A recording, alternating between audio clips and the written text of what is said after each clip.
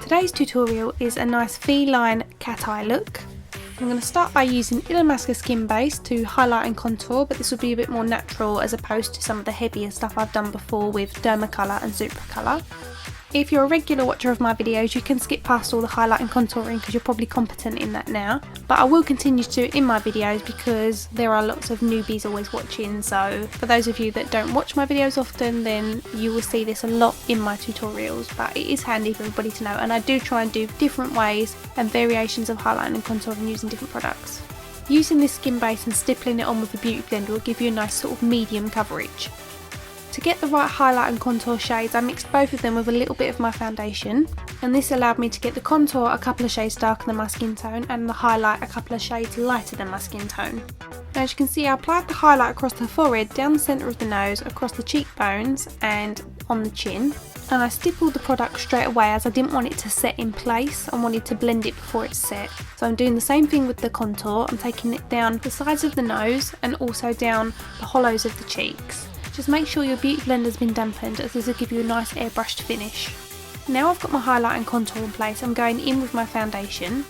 I don't want to put the bulk of the foundation onto the areas I've already highlighted and contoured. So I'm going to stipple around the jawline first and the chin and top lip. Then I'm going to stipple over the highlighted areas, and then with what's left on the sponge I'll go over the contour, as I don't want to totally blend them in, I just want to make them a little bit more seamless. The idea is that they create a little bit more shadow to the face, which is going to create more dimension. It's going to make your face more oval, and it's also going to make those areas that you want to stand out come forward, and also the areas you want to maybe slim down look slimmer. The highlight and contour can be as heavy as you like, but this will be defined by how you apply your foundation. As this is going to be about a strong eyeliner look, we're going to go with a slightly heavier brow, so I'm using Brunette by Anastasia Beverly Hills, and I'm starting off by lining the bottom of my brow and pulling that colour up, and I'm also starting about a third of the way in, as I want the lightest part of the brow to be at the very front. So as you can see, the line at the top's quite strong as my brows are quite light there, and then I'm just using a spoolie brush just to soften all those off, and with what's left on the brush you can see I've created two lines at the front and I'm filling that in. By not adding any more colour in, this is just going to give that front a more diffused look, which is more natural. Then taking a concealer brush dipped in a little bit of my foundation, I'm just lightening the front area, and then I'm dragging that across the top of the brow just to shape it a little bit more, also known as carving out the brow, but we're only applying this to the top. For the eyeshadow I decided to use one palette, and this one is the Bobbi Brown Ultra Nude Eye Palette. And we're taking the colour Chino just across the mobile eyelid. This is a muted soft brown, and this is just going to soak up any excess moisture from the foundation and be a nice base for the next colour, which is a metallic eyeshadow, and it's called Pink Chandelier. This particular colour isn't great to use on its own as the payoff's not great. It does look nice over this muted brown as it just adds a little bit of shimmer. To contour the socket we're using Stone, and this is like a nice medium brown, and it's also matte, and we're going to take that on an angle brush in a really sharp V shape. This is also going to be the guide for where to apply my eyeliner. Once that's on, I'm using a blending brush to soften, and I'm working in small circular motions backwards and forwards over the area and pulling it across the socket. Once that's softened and you can still see the shape, I'm just going back in with my brush and applying the same colour again, and this is going to deepen it, but it's also going to sandwich it and make sure it lasts longer. Always start off light with the colours and build them up, don't go in too heavy to begin with. Next, on a fluffy brush, I'm taking the first colour we used, which is Chino, and I'm applying that to the inner socket of the eye, and this is just going to slightly warm up that area.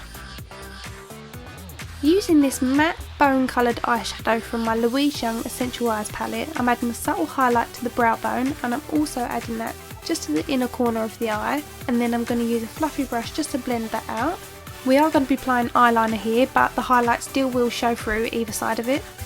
This next colour is called Cocoa Berry, and it's a dark brown with a hint of shimmer to it, and we're applying that on an angle brush underneath the lower lashes. And then we're just softening that off with a flat shader brush. Now it's time for eyeliner, and my favourite to use is this Bobbi Brown gel liner in ink black. My favourite brushes to apply gel liner with are paintbrushes because the nib's really long and I find it glides over the lid really well. So I've applied the liner to the waterline, and I'm also tight lining here, and then I'm taking that across the top lid. Using small gentle strokes, I just like to glide from the inner corner to the outer edge, and then from the outer edge draw a line upwards at a slight angle to create your wing, and then from the tip of the flick you want to come back on yourself to meet the liner along your top lid, and then just fill in the rest of the wing. And then to create that nice feline cat eye, we're going to create a point at the front of the inner corner of the eye. The best way to do this is to wipe the excess off the brush. You get a nice point, and this will allow you to be more precise. Then just work that liner underneath the lower lashes, and the eyeshadow that we blended there first will create a nice diffused eyeliner appearance. And now we've got the liner wing, we're going to go back in with the eyeshadow, and we're using the Cocoa Berry on the angle brush just to define that socket. And by defining that shape, we're creating that really nice feline appearance that we want to the eye. And then using a blending brush, we're taking care not to bring any of that onto the actual eyelid itself. And then lastly, using the angle brush in the same colour, we're running that along the outside edge of the liner, and this is just diffusing it. I'm using my mascara of the moment, which is Too Faced Better Than Sex Mascara. Underneath the lower lashes, I'm applying Precious Lashes from House of Lashes.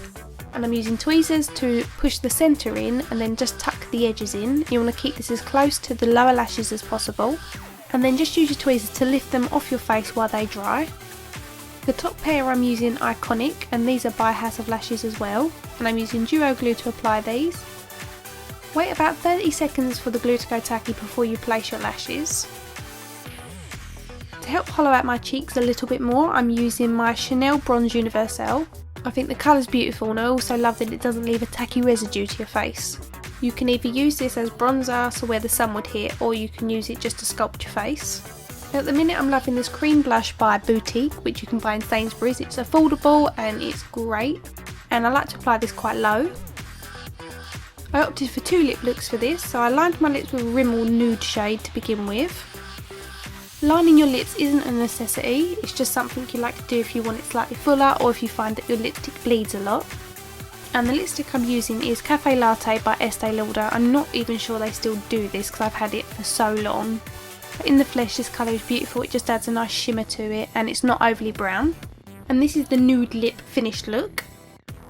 And the next colour we're going to go for is Flare, and this is a matte orange shade and it's by Illamasqua. You really can get away with any colour lipstick with this look. Coral is really big at the minute and I love this colour and it does suit a nice tan. So as it's on trend, it makes sense to use it. And that's the coral lip version complete. I hope you've liked it. Please give me a thumbs up if you have, and thank you for watching.